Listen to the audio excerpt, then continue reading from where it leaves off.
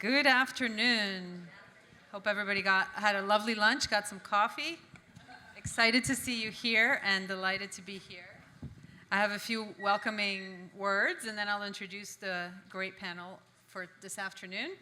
My name is Anna Porzakansky and I'm delighted. I was asked to moderate this conversation about New York City. I grew up across the world in South America, in Uruguay. But I was so mesmerized during a visit to New York City, that in my teenage years, by the way, that a kind of a dream was born that I was going to live here at some point in my life. It has now been my home of choice for 28 years. I have raised 2 New Yorkers, and most of that time I have literally spent within the walls of the American Museum of Natural History, down the street, where I am the director now of the Center for Biodiversity and Conservation. Now, since I moved to New York, the world has changed quite a bit, right, in the last 28 years. We've all watched it. The planetary crisis, or as some call it, the polycrisis of climate change, biodiversity loss, and social injustice, has only accelerated under our watch. New York City has also changed, and the number and diversity of people engaged with nature in the city has grown, as was noted this morning. And so I feel there's like a new awareness about this, even though maybe it's not new, but like heightened awareness of this, a new collective conversation emerging about the future. Next week, during New York Climate Week, you can come to the museum to see a photo installation highlighting voices from the global and New York community titled Portraits of Climate and Health, Dreams We Carry.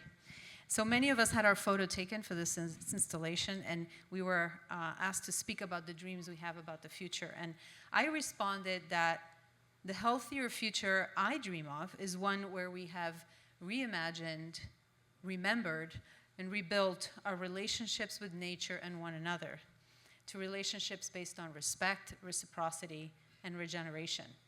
Now that sounds very lofty, big words, but the work towards such a future really plays out on the ground, and that's what we're going to talk about today. At the local level, where competing demands for what to do with our land and competing visions of the future and indeed of prosperity, I think, come to a head as we make decisions in this hyper-diverse city. In the coast, in the waters, in the land, and in our forever wild areas as well. And nature has often been excluded from the history of the city, but we hope that this will change as well, and that we're creating new visions moving forward. So I'm delighted that we have some phenomenal practitioners and thinkers joining us today to talk about these difficult decisions that play out everywhere in the city, to explore both thorny challenges and inspiring ways forward. So I'll introduce them, then I'll sit down. So we have here to my left, Sangu Iyer, who's the Chief of Blue Belts and Urban Stormwater Planning for New York City. Let's give her a round of applause and welcome. There we go. We have Nicole McLean, Director of Stewardship for New York City Parks. We have Karena Gore, who's a professor, author, and leader in practice of earth ethics at the Union Theological Seminary. Thank you, Karena. And Natalie Bump-Vena, Professor of Urban Studies at Queens College. Yay. So, we are going to have a conversation around a few questions, and I also intend to leave plenty of time for exchange with you all. And so we're going to begin. We also have a few images. We're going to do our best to use some images as well. We're going to begin by taking some time to consider how we got here, where we are. We're in a landscape with history. So what are some legacies from historical land use decisions that you all see impacting natural areas in New York City now? And actually, I'm going to start with Karena, if that's okay. Karena, you want to get us started on that question? Well, thank you so much. I'm really delighted to be here, and I want to thank everybody who's put together this conference. I've learned so much. And I actually am going to take a really long view on this question because the Center for Earth Ethics, where I work, is based at Union Theological Seminary.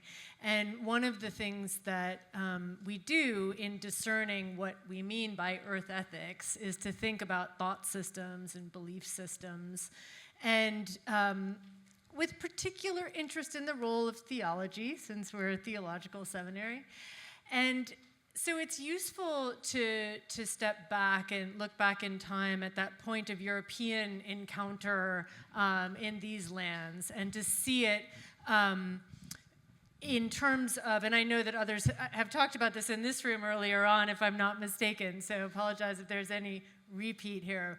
But basically, there was a role of theology in the church because there, by virtue of something referred to as the doctrine of discovery, there was an influence of these edicts by the big global power of the time, the Catholic Church and the Vatican, to conquer, vanquish, and subdue all of the inhabitants of the Americas and Africa in the mid-15th century. And so part of that was defining the people that were living there as part of the flora and fauna, which of course we understand the dehumanization of that and the legacy that is so tragic that we still live and seek to correct today.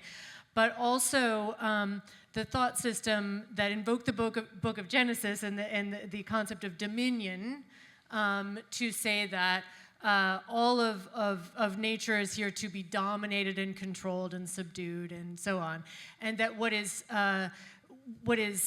sacred is actually not in your relationships to certain sites like forests or springs, spirits of nature. That's a pagan system that needs to be eradicated. So this was the marriage of colonization and empire with this version of theology and Christianity. And the reason that I bring that up is because a lot of times what appears to us as a kind of secular, neutral way of human relationship to nature is actually highly charged with this particular theological interpretation, that only human beings are important, that domination is why we're here, that we have an actual sort of license and mandate from God to do that. And so I think it's really interesting to think about the ways that power systems through time have been influenced by that in these land use decisions, and that as we're now correcting for it, because we're realizing, a lot's been said already today about why, that we understand that actually thinking about that all of natural beings around us in land and waters and so on has an aliveness and a beingness to it and a spirit to it, that is part of the work that we're doing. Thank you. And when we were chatting, just before going to you all, when we were chatting, there was an attempt to clap in the audience, I think. Let's go for it. Let's go for it.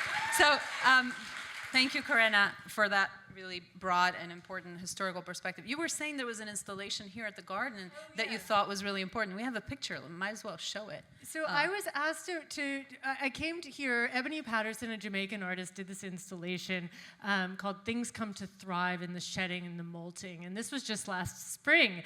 And it was really an extraordinary installation and exhibit. And it touched on some of these themes in terms of how one view of nature might see it as sort of to be controlled, manicured, a kind of scenic display of dominion, and yet the reality is that nature is dynamic and that life cycles are messy and full of these kinds of beings like these vultures that actually, in feeding on carrion, are real ecosystem restoration actors, right? Yeah. So this is part of the message of this installation. And it was really, I just want to congratulate again the garden for bringing such a provocative artist and holding these conversations. Thank you. Yeah, great. So Natalie, let's go to you. I know you have a lot to say on this. Oh, a little bit. I mean, just riffing off of what Karina was just saying, in New York City, I think oftentimes we see that capitalism is God, finance is God, and that has directed much of our recent land use decisions. So I do work in Southeast Queens on environmental racism, and before that, I did work in the Chicago region. Here, we have a map, actually. Oh, yeah, we do. Okay, so this is a map of the Forest Preserve District of Cook County, and I've studied the history of natural resources preservation there for the past 100 years. It's changed, but one of the things that has stayed the same has been the interest that other government agencies have shown in the forest preserves, and not an interest in preserving and protecting flora and fauna there, but really in using and pretty much exploiting its resources. So in Cook County, you see that it borders Lake Michigan. In Southeast Cook County, there's a lot of sand, there are wetlands throughout this system.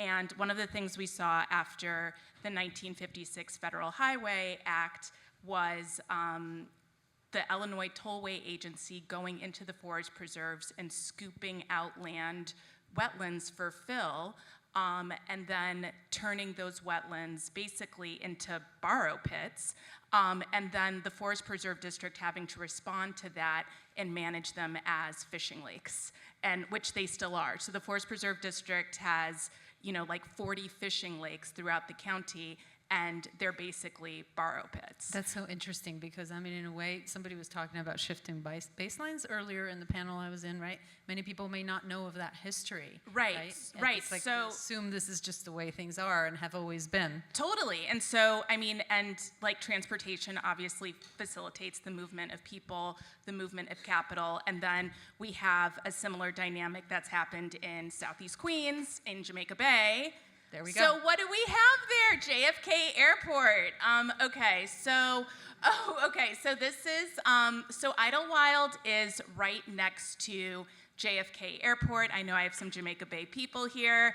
JFK has, filled in so many wetlands there to the point that we're in a situation, as you all know, that the hydrology has been disturbed beyond recognition, not only obviously where JFK is, but also where Idlewild is. And so, as you know, all of the practitioners in the room have to contend with that reality that we have one more picture. Yeah, that you are kind of working against something. We're not going back, right? We're not going back to any kind of historical baseline. So there's a really exciting moment for considering what we're going to create and how are we going to create ecosystems that protect flora and fauna, but also people in just ways. Yeah, and it's so interesting because you also provided this other picture that shows how the communities themselves have changed around the natural area, right? So yeah, fascinating to see some of this history when we consider some of the decisions we have to make in these areas. Nicole, Sangu, you want to add something on this question? Yeah. Go for it. Yeah, and first, thank you all for making the very difficult decision on which amazing session to attend today. If I wasn't here right now, I'd be traipsing around with Eric Sanderson, but since I can't do that, I was going to bring in some of his work in terms of mapping all the historic waterways of New York City. And, what he's finding and what we're finding at DEP, this is a city that's been built on water, built on wetlands, and some of the most vulnerable areas of the city with flooding, when it comes to flooding, are these very low-lying areas on top of a historic waterway or wetland. And I'm constantly invoking the late and great Toni Morrison when she talks about all water having perfect memory. It's, water is always trying to get back to where it came from. And, flooding, she tells us, is water remembering. And, that's something that I think about a lot in my work. I'm head of what we call our Blue Belt program, which I'll explain in a bit, where we're really looking to make space for water in the city and how we can use nature to create stormwater practices. And DEP and New York City did a very innovative thing in the 90s. Our Blue Belt program was about the same age as a Forever Wild program, and took a different approach to stormwater drainage planning in Staten Island.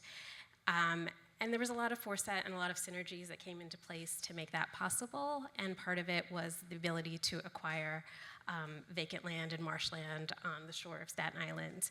And some of that was decades in the making, where people had bought parcels on spec in the 1920s and then couldn't pay the property taxes in the 30s, so the city had benefited from that. And then in the 90s, some of my predecessors had the foresight to kind of try to snatch up as much of that before we even had a drainage plan, knowing that in the future maybe we could do something. And then it's this thought of, instead of piping everything and doing the same thing we've done in the other parts of the city, can we use the existing wetlands to store, convey, filter stormwater? Thank you. Yeah. We'll head into it. Yes. I want to give Nicole a chance Yeah. to weigh in on this question, but I think that's really interesting to think about the kind of history that led to this program even being possible on Staten Island, right? Yeah. Some of the history of the speculative kind of land sales and purchases, and then the city ends up with these properties. Very, very interesting. Nicole, you want to weigh in on this first question about the history of these landscapes and the legacies that we are dealing with today as we try to make difficult decisions? I will try not to go forth often. There's not much, I think, left to say from the group. Y'all covered a lot, and so I'll, if anything, the more personal, professional perspective. Like, I grew up in Southeast Queens. Idlewilds wasn't a space, like when I was a kid, that I could access. Often folks in the parks world, when I'm in meetings, will mention Brookville Boulevard. A lot of locals know it as like Snake Road, and I remember moving into Queens when I was like 6 or 7 years old, and us trying to get to Kmart, Caldor, whatever it was called back then, in roads, never on a rainy day. Like, you'd get stuck, there'd be flooding. And, for our family, it was an inconvenience for that, Friday evening, Saturday morning, XYZ, but there's so much more around it.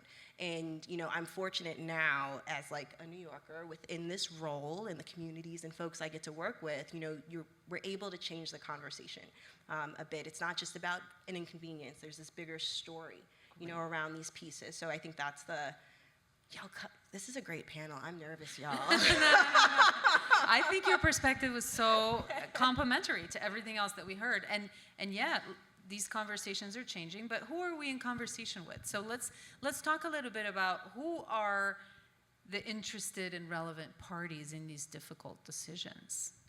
Who are we talking about? Who would like to take a stab at this question?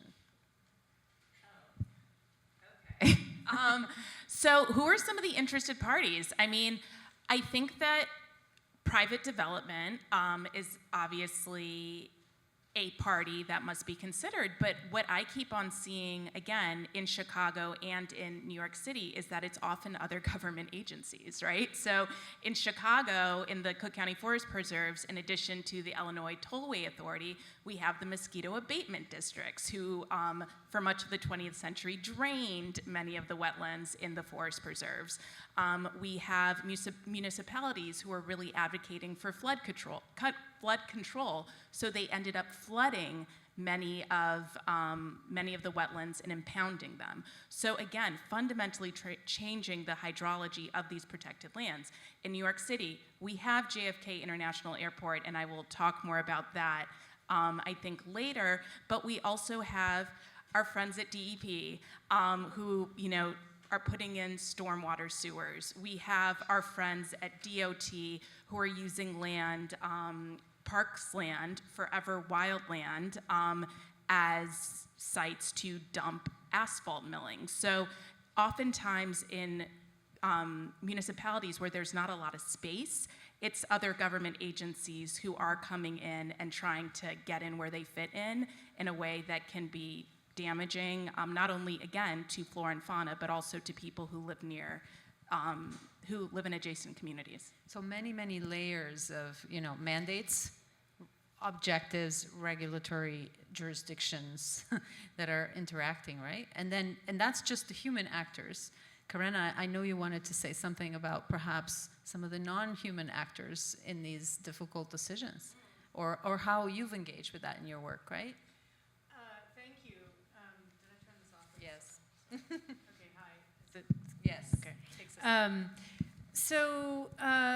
I heard this construct from a friend about how in any room where there are decisions being made that impact the environment, that there should be 3 empty chairs for those who are at the same time most impacted by these decisions and least likely to have a say in them. And that is for people who live in poverty or marginalization, for future generations, and for all non-human life. And certainly we can see in the case of the climate crisis, which has been brought up, that if those 3 groups had been kept in mind all along in the way we designed our societies, it wouldn't only be fair to each one of them, we wouldn't be in this situation. So it's good to keep in mind that frame. And I guess in that sense, we think about environmental justice, we think about people being at the table who are most impacted by whatever this decision is. We think long-term for future generations. And the non-human life is a really important component, and one that we know that most of the time it's left out of our political discourse.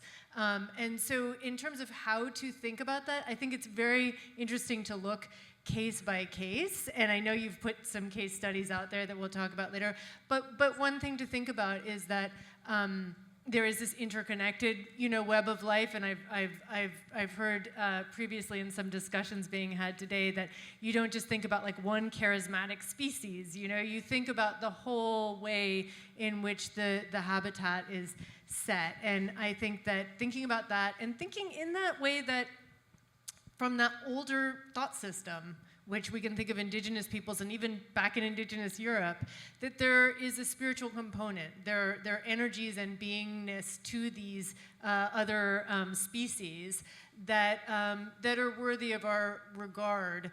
And there's more to say. I'll end there. I mean, you've tried just to teach about this, right? In your courses, to engage students to think about these dimensions. Yes, definitely. So, and may I say, I just heard earlier that one of the difficult decisions that you put out was about nesting birds. Are you going to talk about that? I'm not necessarily. We can all decide to talk about that. Do you want to talk about that? No. Okay.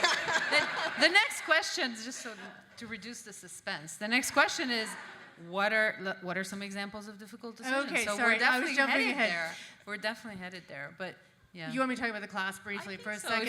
I feel like that's how one of the ways in Yeah. which you've tried to do this, right? Yes. You've tried to kind of engage students to think about different ways of reading a landscape, right? Or even a park in the middle of the city, potentially. Exactly. So in teaching at Union Seminary, there's a lot going on at Union Theological Seminary, but the mainstay has always been people coming and training for ministry. And so in thinking in this day and age, what does ministry look like in the time of ecological crisis? Many people are very interested in serving in that way. And it's a fascinating thing to be in a community of people who are thinking that through. So one of the offerings from Center for Earth Ethics that we've given through the years, we call Plant Wisdom and Ecological Consciousness class.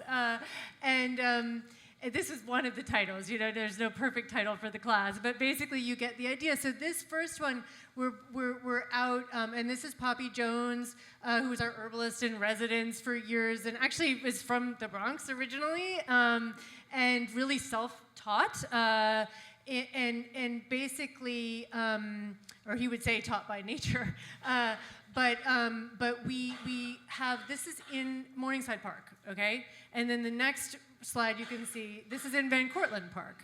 And so you could see the difference a little bit maybe because one of the things is about paved pathways, right, versus where we have more natural ways to walk. And both of these were good classes, but the idea is also that, that people are interested in experiencing in a sentient way the plants, obviously also the birds, the soil, the water, the air, but this was particularly focused on the plants, not just the names of them and identifying them and how are they used and whatever, but also building a relationship with them, like so that, for example, I know one of the things that comes up is like foraging. And people know that in parkland, you can't have everybody foraging for wild plants. But what you can do, and this came up in the class, is to think about it in terms of the relationship. So if you have somebody bring in, whether it's like mullein or lemon balm or dandelion, you bring in a plant from out that's been harvested outside of the city somewhere, then we can also learn to recognize it as we walk around, and actually people have an experience of a relationship with that plant. And the way Poppy would say it is like, oh, that's not Poppy there, that's actually Mindayi and Tori and some others, but would say, oh, that's a friend, it's a companion. There's a less loneliness when you start to see around you that these plants actually, oh, I recognize that from the other place I saw that living being. Oh, they like to live near each other, these two plants. Look, they're together again here, right? And so that is one of the things that has happened in this class. And I really want to say Forever Wild is just providing this kind of service for people that is very meaningful, and you can include to the list, if you haven't already, this spiritual dimension and the way in which people enjoy that. Thank you. Nicole, you have... Yes. I think there were a few things I wanted to, you mentioned your 3, and like I went into this question thinking about my 3 in terms of the people we want to engage in how we do it, and the space in Forever Wild, and the difficult conversations and the trust building. And I'm thinking about where people live, where they work, and where they play in our park spaces. And like those are the folks who, when some of my team is in the room, so I'm hoping this is true, but those are the people who you want to connect with. Those are the people who are seeing the spaces. And then you also mentioned communities, and we've said communities different times in different ways, but there are so many different types of communities. And like those 3 things I said were very geographical, but there's only so much natural areas within New York City.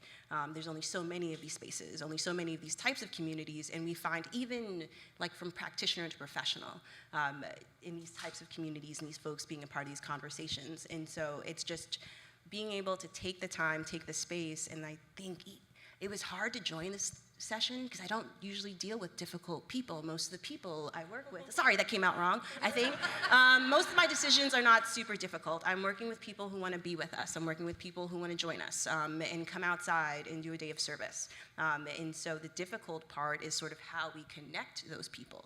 Like, are we, that edge work that you're doing, that truck on the corner, are you having the right conversation potentially with that right person? And I think just being visible, being able to build that trust up with some of our partners has it takes time to get to those 3, the live, the work, and the play. Thank you. That's an interesting framework. Yeah, no, I really love the 3 seats in terms of,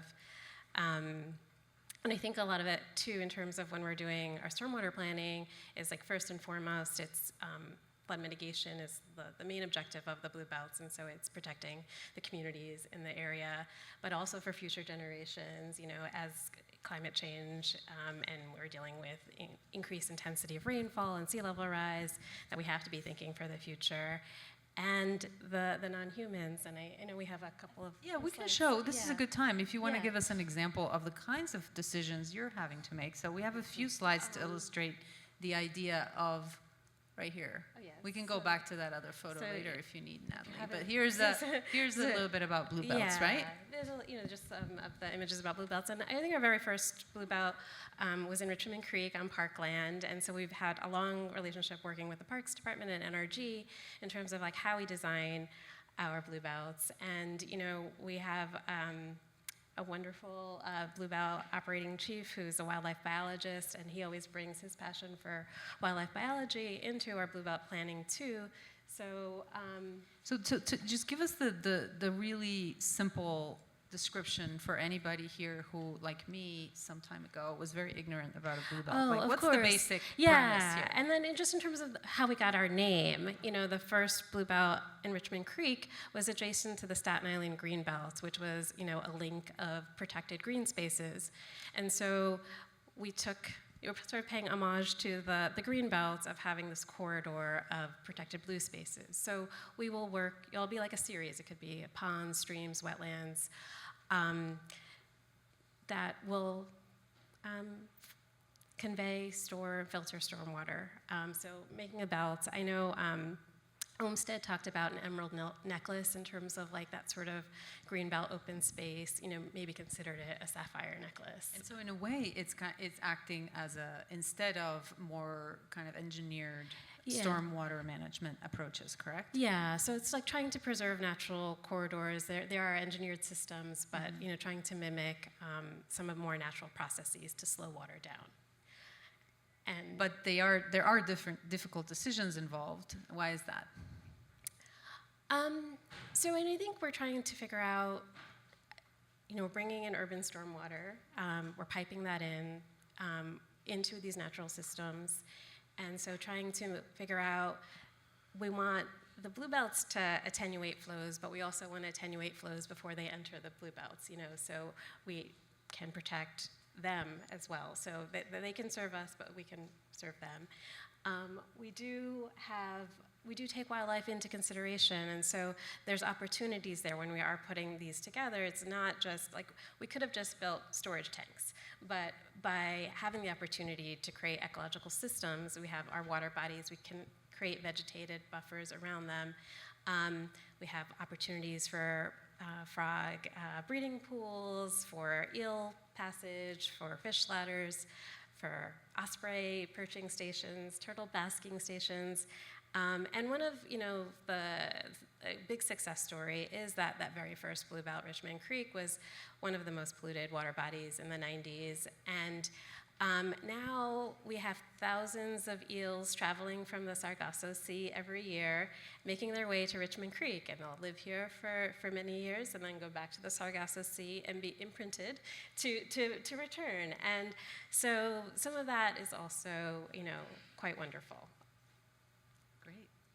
Well, so we've talked about this. Let's talk a little bit about the parties involved and some examples of kind of how we've been trying to deal with difficult decisions. Because one of the things you mentioned as well is, the alternatives to something like a blue belt. While it isn't perfect for wildlife or the ecosystem, it's an alternative, right, to something else.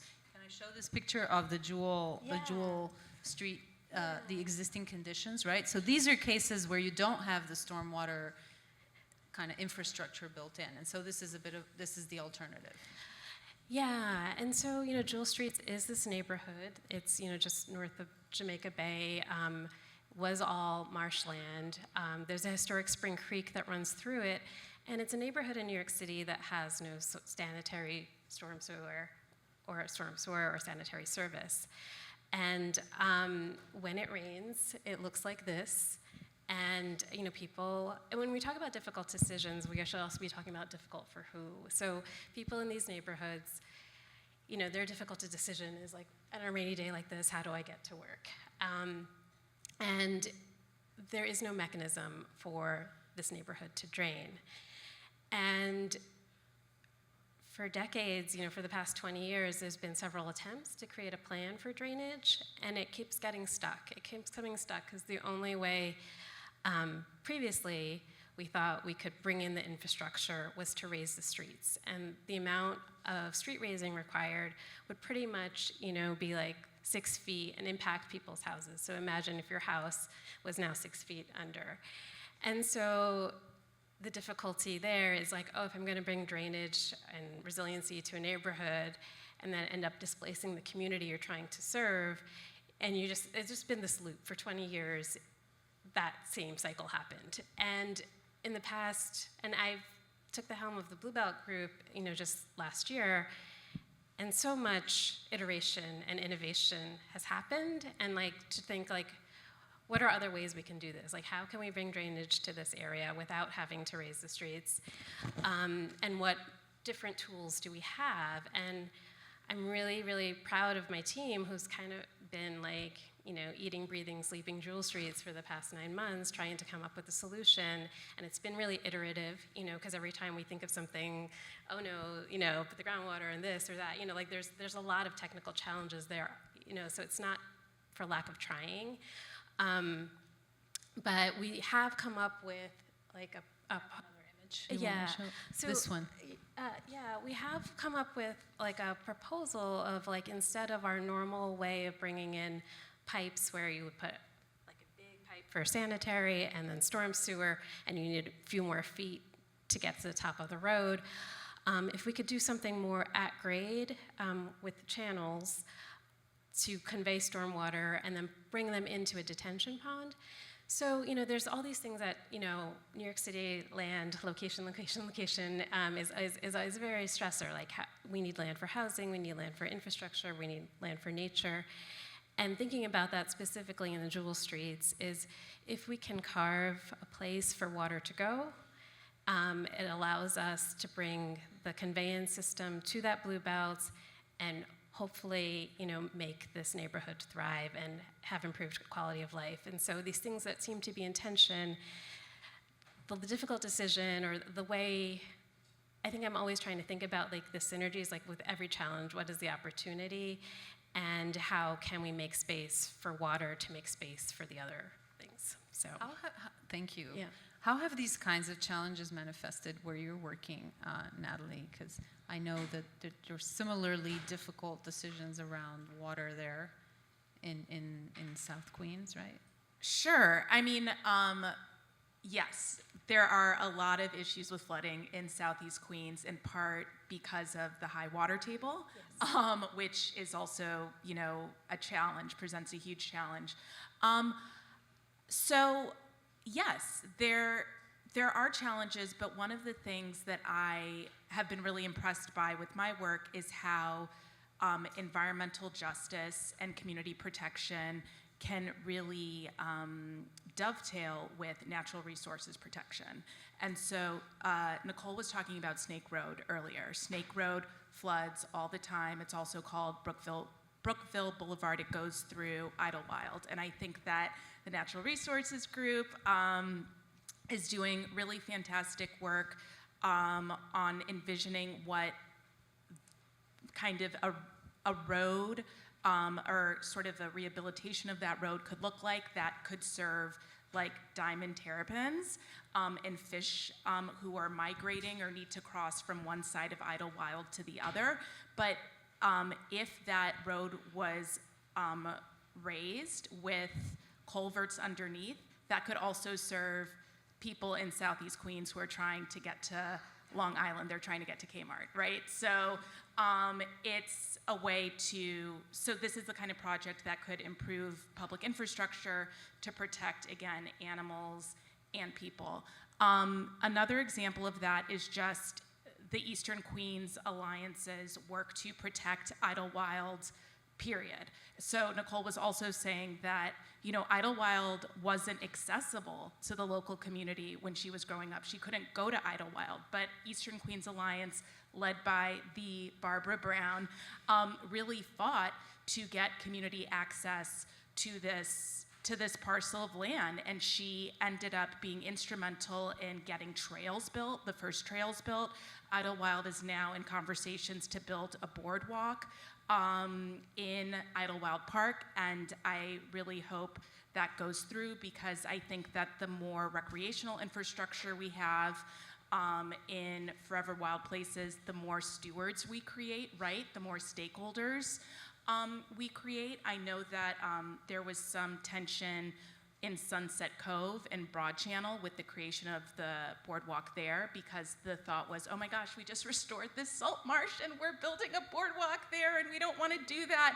But like actually in the long term, I think this is essential if we want to actually have forever wild spaces in New York City. We need more stakeholders. We need people who value these places.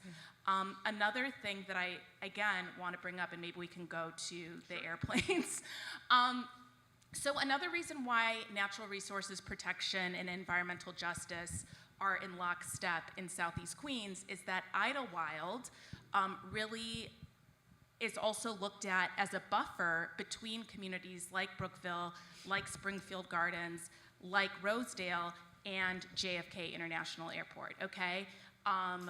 If it wasn't for Idlewild, planes would fly even lower over the community. If it wasn't for Idlewild, the community would be living right next to that air cargo warehouse. Eastern Queens Alliance has fought for the preservation of this forever wild space. Okay, they fought a runway extension. They fought this air cargo warehouse being put in. They lost both times. And one thing that I will say is that this relationship between environmental justice and natural resources protection does begin to fray when we start managing wild spaces for like the interests of the Port Authority. Okay, so right now, Idlewild is being managed to have a lower tree canopy. That means that planes, and so the JFK actually and Port Authority, they refer to trees as obstructions. Like, that's how trees are framed. And this is a huge project, and it is, JFK would say, and Port Authority would say, this is essential for safety. This is essential for the safety of our passengers. And I think EQA would say, what about the safety of our communities? Okay, so again, this is just a perfect example of how there are these difficult decisions, but again, environmental justice and natural resources protection can really be won in New York City.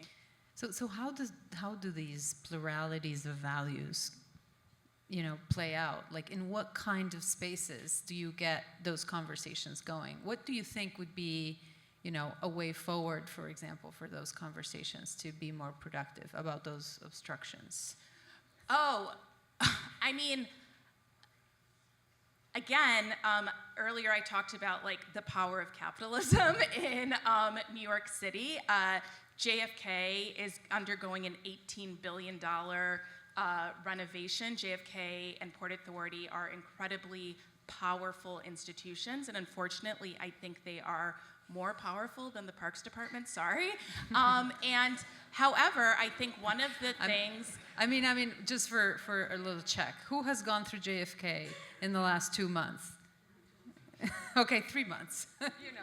We all use JFK, so I understand that that's why it's a difficult decision, right? It's a kind of But I important think service one to of the the city. ways forward is to build these alliances, build these boardwalks, get Nicole out here on the ground organizing, This is the way forward, building alliances, like Eastern Queens Alliance is an amazing organization and a perfect ally for Parks. It's right? basically making that chair not be empty anymore, right? The chair that Yes, Karina was exactly. talking about, right? Exactly.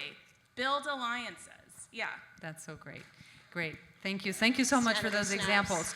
I'm keeping an eye on time, but I thought it would be neat to just do, and I hate to surprise you, but it's nice to not have everything be mapped out. So what other, quickly, like without going into details, when you think about, cases or situations around the city where there are difficult decisions playing out with respect to natural areas and, residence use and other uses, what comes to mind quickly? Like, what's top of mind for you? I'm just curious. Piping plover. Piping plovers and the conflict around use of the coast and the beaches. Yeah, I would love to talk. Maybe there's someone in the audience who's like very close to this, because my work is not in the Rockaways, but I have been interested in this conflict between piping plover protection and beach access in Edgemere, which is obviously a community on the front lines of climate change. It's a climate justice community. A lot of NYCHA residents live in Edgemere, and folks can't really access the beach like people in wider and more affluent communities on Rockaway can. They don't have the beach access. So you could say in that case, Karina, that the non-humans have a really strong voice in this particular case, right? Backed by the state, because they're, state listed as endangered and federally threatened on the Atlantic coast. Yeah. So this is It sounds playing. like the two of the empty chairs are competing with each other. Yeah. If the In this case, yeah. the people have historically been marginalized and haven't had access to that decision making. Is that right? Yes, and one of the reasons I want to hear from more people in the audience who've been directly involved, but I think one of the reasons there's this habitat there on this part of the beach is because of historic disinvestment in this community. Which is kind of how we came to have some of the natural areas as well, right, in Staten Island, yeah. Any other cases you want to highlight at this time? Just, so I want to get more into like moving forward and what we can think about that can be transformative in this space, but before that, let's talk about some ways in which this manifests, right? I heard there's also been some conflict with folks who want to do biking trails in natural areas, for example, right? So there's always going to be these difficult decisions, and yeah, I go ahead. Yeah, I think there's always going to be conflict. Like, I'm a New Yorker. We know conflict. That's just it's a part of, even there was no offense. Like Parks, I'm a public servant. I'm here within this role and the capacity. I spend my bread and butter is connecting people to spaces. It's taking that time and allowing them to like experience something with us and our team. Sometimes it's very science driven, sometimes it's very people driven, but that's my job. And then a part of that, I think within that sort of public service is listening to people, is listening and making those connections between the folks that can have those conversations. I've been really fortunate, I think from day one being with the Parks Department, I've always had some sort of understanding of those partners, be it when I first started City Parks Foundation to the Natural Areas Conservancy today, Forest for All, NYC. Like there were coalitions, there were people who were talking, and I'm very grateful within this capacity, especially as a New Yorker. I appreciate the foundation. Sometimes I appreciate the bureaucracy, but I appreciate being there for other audiences, and my bread and butter is talking to people and having them. I was in a session earlier, and there were so many wonderful words used in the Greening Next Generation, thinking about stewardship and community engagement, and love and land and soil. And so as all of these difficult things, because they're not going to stop ever, in some ways, like conflict is a part of that evolution, having spaces like this where people can come together despite X, Y, Z, and plant a tree or pull a vine off of something, we can make a space for these difficult conversations and just bring that, I think, foundation and value. So I never get, not as much, I shouldn't say never, I used to get very anxious with the public service and the job and the conflict, but it's a part of what we do. There's no, checking that off the box. Yeah, it's an infinite game. I like that idea that I heard from somebody else long ago.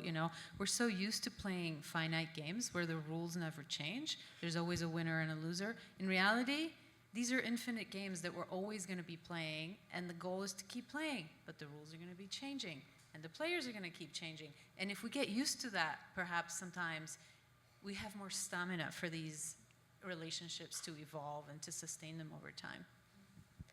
Yeah, and I was just going to say too, I work with the team of engineers and planners who are doing this brilliant modeling work, brilliant mapping work. That they're really great tools that are going to help us solve problems, but really, it's so critical to go out and visit these neighborhoods because that informs us. I mean, we can see Jewel Streets on a map, Google Maps, you type in the whole and that's what comes up. But you go and you meet people, you learn so much, and all of that knowledge, that super hyper local knowledge is invaluable. And it also is you can't forget it. We were out in Brookville and we met this family. They're like, don't forget us. And, my staff member's like, I won't. And, they send us pictures and we can take those pictures and then do our mapping and be like, oh, the tide was this much at this day. And sort of using both that lived experience and our technical experience. But I think it should be mandatory, and it is, for my team, for all of our feasibility sites to go out to these communities, just informally. We anytime you go, we're going to get some story we didn't know we needed. That's great. I want to ask all of you one more question before we take questions from the audience, and that is looking ahead, what could be some potentially kind of transformative ways to navigate these difficult decisions? What are some standard practices that you've seen out there that you would like to see abandoned or you would like to see completely reconsidered? What are some radically new ways in which we could do this? And I want to start with you, Nicole, because I know that you've been doing some really cool stewardship work you wanted to talk about and how you feel like this is creating kind of new spaces and new relationships, right? Yes. I can put a picture up. Thank you. This. Well, okay, so I actually have two. We'll start with this one, and this Okay. is, actually, this is less the answer, but I still want to, because we talked about Idlewild, this is one last Idlewild picture, and I just want to say, like, this photo is incredibly special. This was a Sunday planting. We did not have a lot of staff join, because people were waiting to figure out if they had jobs in June, and we gave them, you know, take the Sunday off, relax, take a break. And so I staffed this with a few other senior staff members, small planting. John Delgado, I don't know if you recognize, there's a couple in this photo who joined us for a project a year plus ago removing tires at Idlewild Park, and then came back with their mother, like mother-in-law, for a planting. My mom's in this picture, because I also grabbed her for this planting. One of the gentlemen in there in the orange shirt, him and my mom were like best friends. He was supposed to be there for the Saturday. He walked up on the Sunday, and he was like, I'm so sorry. I really want to do this. And that's our bread and butter. Like, these are the people, you know, that we're interacting with, some who live, some who work, some who play, some who just are bringing their moms out as a part of, like, a trip, and that's what we do. But what gives breath to this, sorry, the next picture, I apologize. I did, like, revolutionary changing, thinking of transforming space, and the Stewardship Salon is very much that for me. The Stew Salons happen with our folks at the U.S. Forest Service and Field Station and NYC Parks. Novum, who is moderating a session. Oh, she's up there waving earlier. Neha's in another session. Georgina was helping this. Lindsay Campbell, other folks. And it's a space where adults can kind of, sorry, I'm saying adults, professionals, us professionals can sort of take off that hat. Like, it's a community of practice. It's structured. You know, there are ground rules. There's always pre-planning. There's always sort of a point, a goal, maybe even potentially pre-reads. But the idea, you come into this space, you can kind of take off, you know, that hat of whatever title XYZ for the day. You build community. It's learning. It's trusting. We had a stew salon last week. Oh my gosh, we had a stew salon in the AM last week at the Lefferts Historic House, and it was beautiful. They are reimagining the space. They are thinking about perspectives and history, but from both indigenous to post-colonial and slavery. And, you know, they could come together with this group of people and share their story with us, get some insight, you know, from us as practitioners. And it's a lovely space. And I say transformative because I had some challenges when I first sort of got into this work. Like, I am from New York City, but you don't necessarily see, like, lots of Black and brown folks who are working in conservation. We talked about some of those boxes earlier today and in other sessions, and this space was one where I could be, over time, my full self, and then that full self would show up in other places. And so I really give the stew salons credit for giving me more confidence. I mean, over 5-6 years, I mean, time, y'all. I talked about this. Time is important.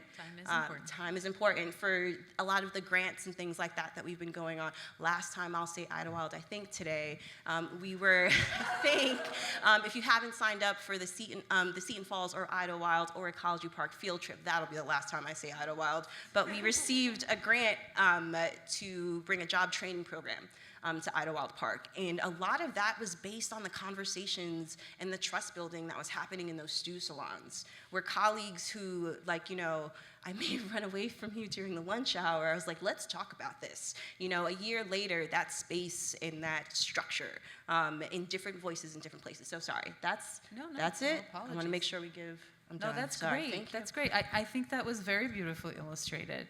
You know, I wonder if something like this could be helpful in other contexts, like the beaches where the plovers are, or other places, right, where you can have those kinds of, give it a little time, give it a little continuity, create some space.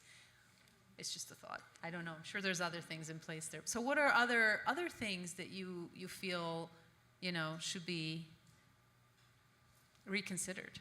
to move forward in this way? So this might seem like a small thing, but I think more transparency between parks and adjacent communities can be really helpful. One thing that I'm aware of when I go to community board meetings or when I talk to nonprofit organizations is sometimes they often feel like the last to know that something's happening to their park, and it will turn out that parks will know that DEP, for instance, is going to do something in the park, but they can't say to the community, or at least that's what's been conveyed to me, and then that ends up kind of, it just ends up harming trust between the community and parks. So if there are ways to build transparency in terms of when major land management decisions are happening, even in terms of major ecological restoration projects, the budgets for them, if you have local stewards who are involved and people who have fought to protect their parkland, I think transparency is always a good idea, especially because all of this is public money and anyway. Thank you. Karena and Sangu, do you have other thoughts that you want to add to this last question? I've just been thinking about a lot of things I've been hearing today, and thinking about with decisions, who's making the decisions, and it's often, our higher ups, our executive leadership, and